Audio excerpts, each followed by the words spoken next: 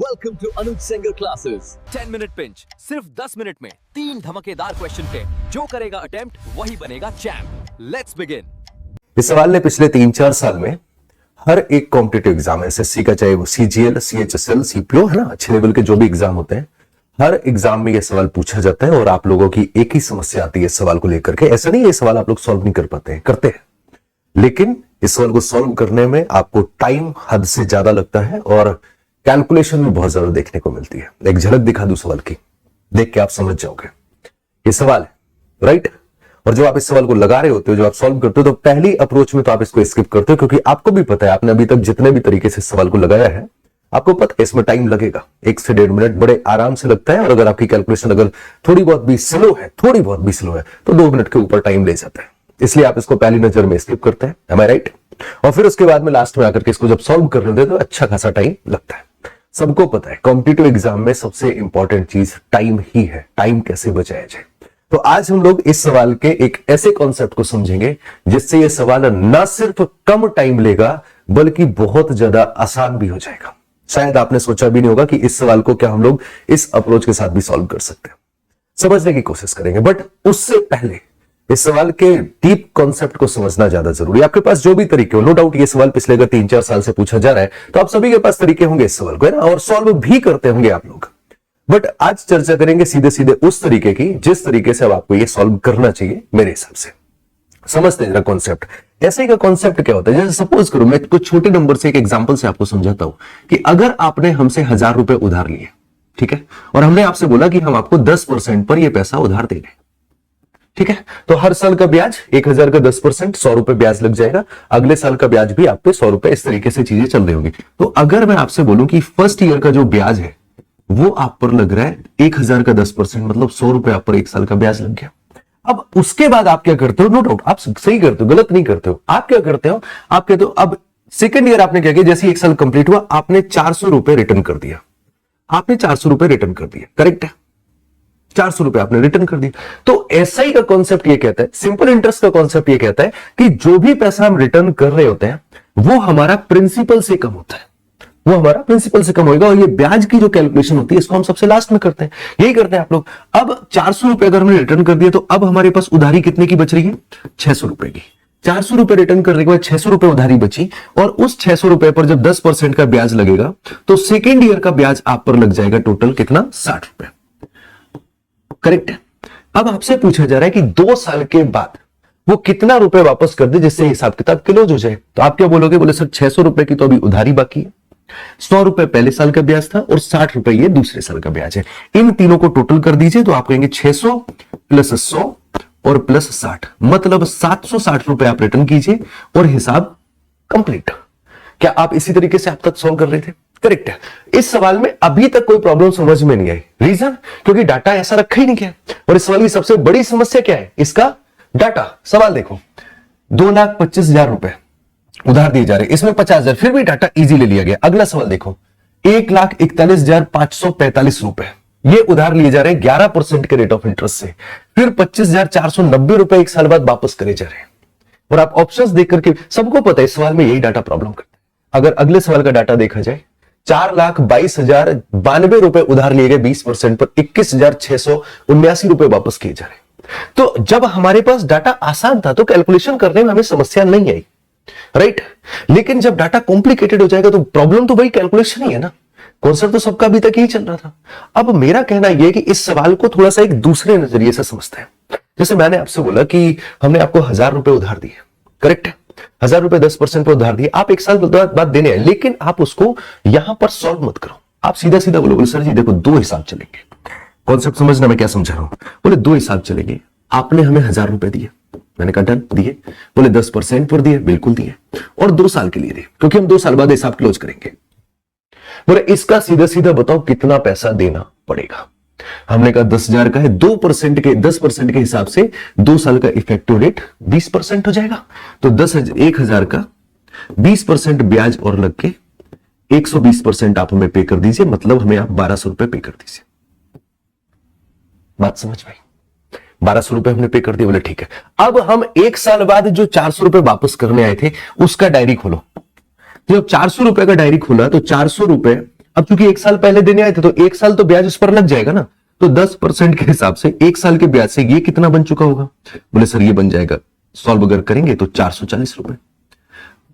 बोले 1200 रुपए तो हमें पे करने हैं, लेकिन उसमें से 440 रुपए जो हम दे चुके हैं उनको घटा दीजिए। समझिएगा, यहां पर हमने 1000 रुपए उधार दिए, यहां से हमें 1200 आना है, लेकिन उसने हमें 400 रुपए इधर दे दिए जिनका हम कैलकुलेशन कर रहे हैं, तो ये 1 साल बाद 400 रुपए कितना बन चुका होगा? 440। अब हमें लेने 1200 है, जिसमें से 440 मेरे पास आ चुका है, तो अब हमें और कितना लेना है? सिंपली 1200 में से 440 घटा दीजिए, तो अब हमें 760 रुपए और लेने हैं। एक कैलकुलेशन ये है और एक कैलकुलेशन ये है। अभी भी आपको ये लग रहा होगा, बोले ये तो अभी भी सेम ही चल रहा है, इसमें क्या ऐसा अलग है जो तुम ऐसे लेकर के आगे बोले एक बड़ा बेहतरीन मेथड लेकर के? तो अगर मैं कोई भी मेथड बेहतरीन बोलता हूं तो होता है मुझे लंबी लंबी फेंकनी नहीं आती, पुराने जितने भी बच्चे हैं वो सब जानते भी होंगे। अब जरा इस कॉन्सेप्ट को हम अप्लाई करते हैं अपने सवाल पर। सवाल समझने की कोशिश कीजिएगा।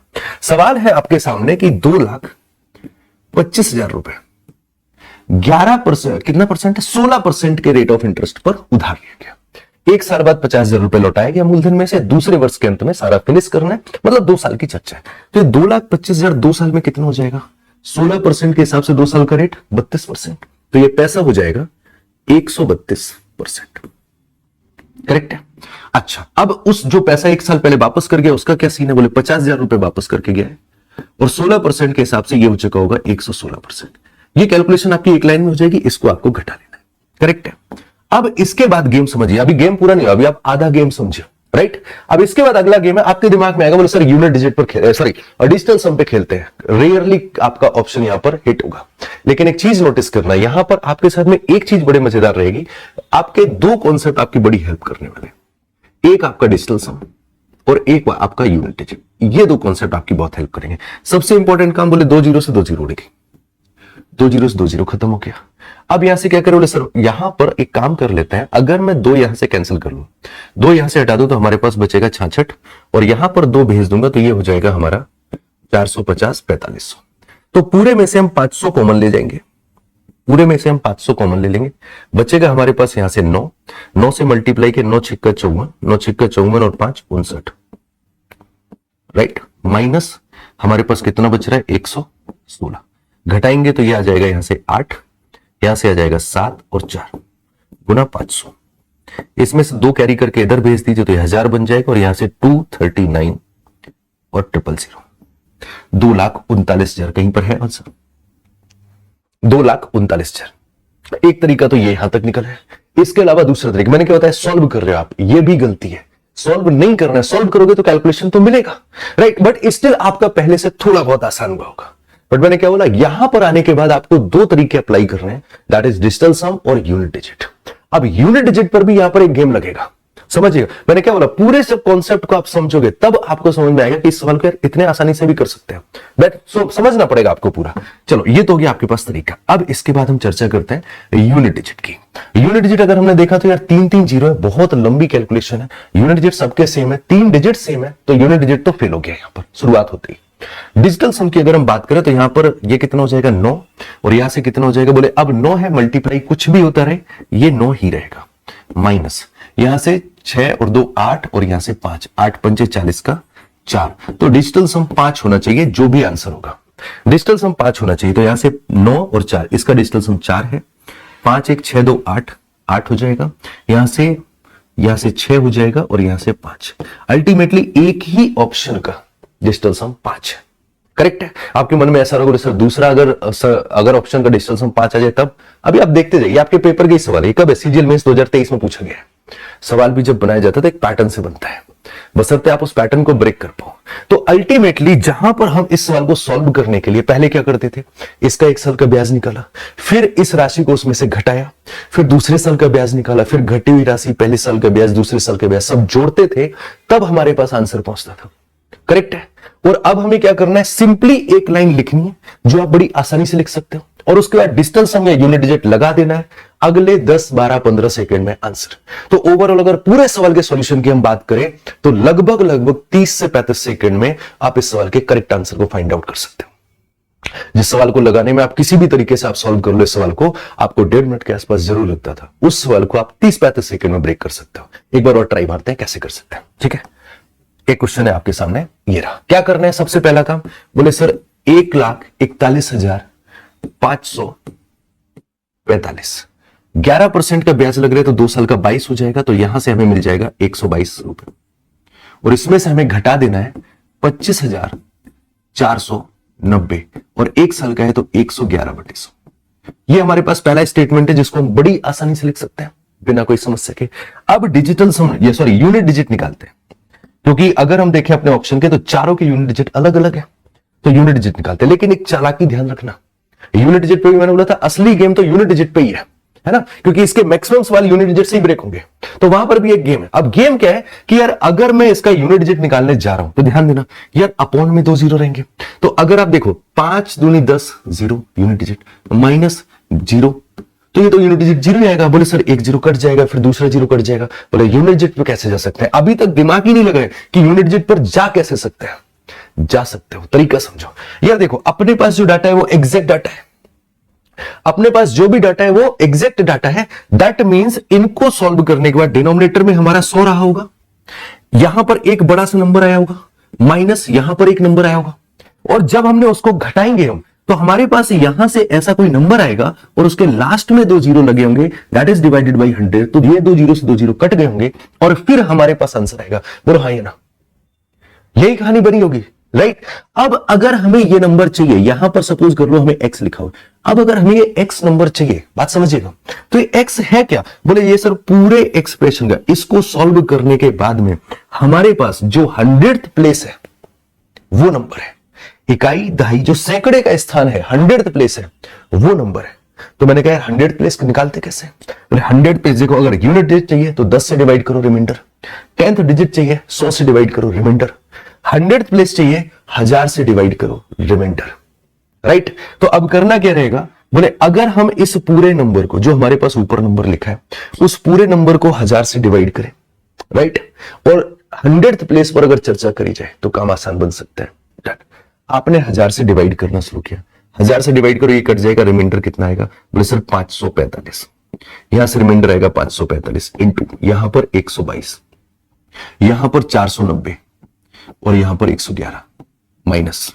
आपको सिर्फ तीसरे स्थान की चर्चा करनी है। आप समझिए क्या करना है? बोले सर तीसरा स्थान निकालते हैं। मैंने कहा गुणा करना शुरू कर, 2 से गुणा किया तो ये कितना हो जाएगा? बोले 2 पंचे 10, 90, 0। हम एक लिखना चाहे तो हम लिख सकते हैं, लिखना चाहिए, लेकिन नहीं, हमें जरूरत नहीं, हम सिर्फ 3 स्थान तक जाएंगे। फिर से ये 0 हो जाएगा तो यहां से 0, 9, खत्म। अब 1 से 2 जीरो तो लग गए पहले से, 5। आगे नो डाउट कहानी बन रही है, लेकिन मैं सिर्फ 3 स्थानों की कैलकुलेशन करूंगा तो यहां से आ जाएगा 4। इसके आगे कहानी कुछ बनेगी, बनती रहे, आई डोंट केयर। माइनस यहां पर आ जाएगी, तो बोले सर 0 तो एक होना ही होना है, एक तो 0 रहेगा ही रहेगा। अब 11 गुणे 149 गुणे 111 करते हैं, तो यहां से अगर गुणा कर रहे हैं तो यहां से 49 एकम 49 हासिल 4, 49 एकम 49 और 4 53। इसके आगे भी कुछ कहानी बनेगी, कोई फर्क नहीं पड़ता। अब अगर इनको आप घटाओगे तो देखो 2 जीरो, 9 से 9 गया 0, 4 में से 3 गया 1। इतना क्लियर है कि 100th प्लेस पर 1 आना है। 2 जीरो से 2 जीरो हटेंगी, कितना बचेगा आपके पास? 1। यूनिट डिजिट 1 होना चाहिए, ऑप्शन ए करेक्ट है। थोड़ा सा बाउंस मारेगा, है ना, क्योंकि यहां पर कॉम्बिनेशन 2-3 कॉन्सेप्ट लगे। पहला कॉन्सेप्ट सिंपल इंटरेस्ट, दूसरा कॉन्सेप्ट यूनिट डिजिट, तीसरा कॉन्सेप्ट रिमाइंडर थ्योरम। और मैथमेटिक्स में मजा तभी आता है यार, है ना। अगर आप ये सोचो कि सीधे सीधे लिखे लिखे सवाल मिल जाए और आप सीधे सीधे टिक कर ले जाओ, नहीं, अब कंपटीशन ट्रिकी हो गया है। आपको चीजें समझने के लिए थोड़ा सा एफर्ट मारना पड़ेगा। अब एक सवाल और लगाते हैं, फिर उसके बाद आपको और ज्यादा क्लियर होगा। इसीलिए 4-5 सवाल लेकर के आओ कि आपको बहुत अच्छे से क्लियर हो जाए। अदरवाइज 10 मिनट पिंच 10 से 12 मिनट का होता है। बट मैंने कहा सवाल अच्छा है, पूछा जा रहा है, प्रॉब्लम क्रिएट करता है, तो तरीका भी उसका बेहतरीन होना चाहिए। इसीलिए इन सब चीजों पर चर्चा कर रहे हैं। अब ये सवाल है, आप कोई भी सॉल्यूशन देख लेना, खुद लगा के देख लेना, 3 मिनट लगेगा आपको। बट अब ट्राई मारते हैं, अब कितना टाइम लगेगा इसे। सवाल है आपके पास 4, 22, 0, 92। 20% का रेट चल रहा है तो 2 साल में 140 बन जाएगा, माइनस 21, 679 और 20% के हिसाब से 1 साल में 120, राइट। यूनिट डिजिट हमारे लगभग अलग है, एक पर सेम आ रहे हैं, तो यहां पर अगर फंसेगा तो हम डिजिटल सम अप्लाई करेंगे, ठीक है। अच्छा, अब आपको क्या करना है सर? देखो 1 0 तो 1 0 हटा दो यहां से, ये तो हट गया। तो अब हमें 10 से डिवाइड करना है, इसका मतलब हमें 10th प्लेस चाहिए। हमें क्या चाहिए? हमें 10th प्लेस चाहिए। 1 0 कैंसिल हो चुका है ना, इसलिए तो अब 10th प्लेस चाहिए, इसका मतलब 100 से डिवाइड करके रिमाइंडर रखना है। अब अगर आप 100 से डिवाइड करोगे रिमाइंडर कितना आएगा, आपको 92 मैं कहूंगा नहीं, निगेटिव रिमाइंडर भी तो लेते हैं ना, -8। 14 को अगर 100 से डिवाइड किया, ठीक है, ये आपके पास एक बन गया माइनस। यहां पर अगर 100 से डिवाइड करोगे तो माइनस का 21 रिमाइंडर और ये 12, ये रिमाइंडर आ गया। अब 14 8 112, 112 100 से बड़ा हो चुका है, तो कितना बचेगा बोले सर माइनस का 12 बचेगा। यहां पर आ जाओ, 12 गुणा 21, 21 मतलब 21 नहीं 210 हो गया, और 42 252, और माइनस माइनस प्लस 252 है, हमें रिमाइंडर कितना मिलेगा बोले 52, प्लस 52 माइनस 12, रिमाइंडर अल्टीमेटली 40। तो 10th प्लेस पर कितना आएगा बोले 4। तो एक्चुअल में यूनिट प्लेस आंसर की 4 होनी चाहिए, ऑप्शन डी। खत्म। अब आप खुद सोच लो कि ये पूरी कैलकुलेशन करने में आपको कितना टाइम लगता है। और ये तुम्हारे पेपर का सर, ये सीजीएल 9 सितंबर को पूछा गया था, फर्स्ट शिफ्ट में सवाल, और गूगल यूट्यूब सब जगह मिल जाएगा आपको। करेक्ट है। एक और डेमो ट्राई करते हैं, ठीक है। एक क्वेश्चन और है आपके पास। Aman borrows a sum of rupees 1,92,208, 1,92,208। Rate of interest कितना है 15% हो, तो इसका मतलब 130% हो जाएगा, ठीक है। अच्छा आगे क्या हो रहा है, उसने पे कर दिया है 20,196 रुपए, 15% के हिसाब से मतलब 115/100, राइट। यूनिट डिजिट सबके अलग अलग है, एक जगह मैच कर रहे हैं, वहां डिजिटल सम अगर फंसेगा यहां पर, मतलब यूनिट डिजिट अगर हमारे पास 7 आएगा तो फिर हम डिजिटल सम अप्लाई कर लेंगे, ठीक है। चलिए अब अपनी चर्चा शुरू करते हैं। तो क्या किया जाए बोले सर, देखो एक 0 से 0 काटो, पहली चीज यहां से 0 काटेंगे तो यहां जाएगा 23, यहां से 2 से काटेंगे तो 10 0 98। अब एक 0 तो हैंडल हो गया, तो अब हमें सिर्फ 10th प्लेस चाहिए होगा, है ना। 10th प्लेस फाइंड आउट करना है। अब 100 से 10th प्लेस फाइंड आउट करना है, मतलब 100 से डिवाइड करना है। 100 से डिवाइड करेंगे तो रिमाइंडर आएगा 8 गुना 13, ये यहां से रिमाइंडर आएगा, माइनस यहां से रिमाइंडर आएगा माइनस का 2 और गुना 23, ये यहां से रिमाइंडर आ गया। 13 8 104, 104 का मतलब 4 रिमाइंडर, माइनस माइनस प्लस हो जाएगा, 23 दूनी 46, तो टोटल रिमाइंडर कितना आ जाएगा बोले सर 50, मतलब 10th प्लेस पर 5 आएगा। तो आपके आंसर का यूनिट प्लेस 5 होना चाहिए, ऑप्शन डी करेक्ट है। ये जो भी सवाल है ये सब प्रीवियस ईयर में, और मैं एक चीज बोल रहा हूं, अगर आप इस अप्रोच को समझ पाए तो लगाओ जाके सवाल, 1 2 नहीं 10 12 15 जितने सवाल लगा सकते हो आप, हर एक सवाल लगा के देखना, आपको 30 32 35 सेकंड से ज्यादा का टाइम नहीं मिलेगा, क्योंकि ये यहां के सब लड़कों ने प्रैक्टिकल खुद करके रखा है। सवाल पेपर में अच्छे आते हैं, कोई दो राय नहीं, बशर्ते अगर आप उन्हें बेहतर तरीके से लगा रहे हो तो आप उन्हें कम से कम टाइम में भी कर सकते हो, है ना। अब एक सवाल मैं आपको दे रहा हूं और इस सवाल को आपको इसी तरीके से सॉल्व करना है, आंसर क्या आएगा वो बताना है, और कितनी देर में आपने आंसर निकाल पाया वो भी बताइएगा। बाकी कॉन्सेप्ट कैसा लगा उसके बारे में फीडबैक दीजिएगा, एंड अगर कोई भी ऐसा सवाल आपको परेशान कर रहा है तो कमेंट बॉक्स ऑप्शन, ये 10 मिनट पिंच सीरीज इसीलिए ओपन करी गई कि कोई भी ऐसा सवाल जो बच्चों के लिए कहीं ना कहीं प्रॉब्लम क्रिएट कर रहे हैं, उसका बेहतर से बेहतर तरीका यहां पर डिस्कस किया जाए। उसके साथ साथ जो आपके एग्जाम के पॉइंट ऑफ व्यू से सबसे बेहतरीन और सबसे इंपॉर्टेंट सवाल है, उन सवालों का कलेक्शन भी आपको इस सीरीज में दिया जाए। तो ये सीरीज कम टाइम में आपके लिए बहुत ज्यादा बेनिफिशियल रहेगी। सो जुड़े रहिए इसके साथ में। बाकी मुलाकात करते हैं अगली वीडियो।